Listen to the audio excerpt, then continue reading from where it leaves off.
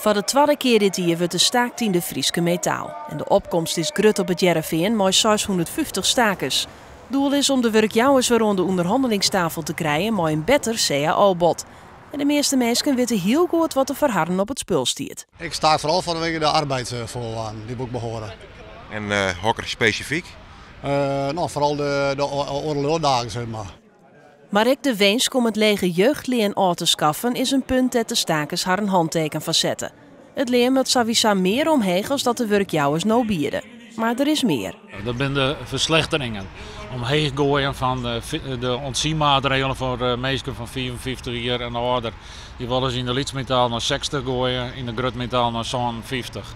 Dat betekent dat mensen die vaak 44 jaar verliezen begonnen zijn met werk, dat die daar tot getroffen worden. Hetzelfde dat geldt al voor de AOW. Waar ik tot getroffen worden, dan komt er nog een keer overheen.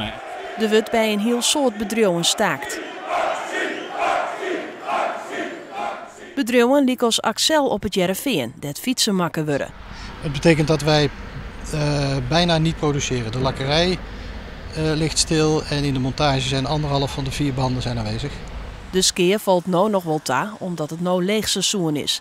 Maar het ene bedrijf ken ik meer ha als het oren, want het verskaat is grut. Het lastige van onze bedrijfstak is dat er een grote variëteit aan bedrijven is. En met het ene bedrijf gaat het wel goed, of met de andere niet. Dus het is lastig om eruit te komen, maar uiteraard hoop je en verwacht je dat men via onderhandelingen en niet via stakingen tot een goed CO komt. En dat is in ons aller belang. En op dat net slagget hebben de vakbonden nog wel wat achter de hand. Het betekent dat we teruggaan met die stakingen, misschien in lietsere gebieden, zodat het vaker gebeurt, estafette stakingen. En we zullen de werkjouwers ook het uitbreiding van het ultimatum stellen dat we oproepen tot oerwerkstaking. Dus dat mensen net dwongen worden tot oerwerk, omdat dat onder het stakingsrecht valt.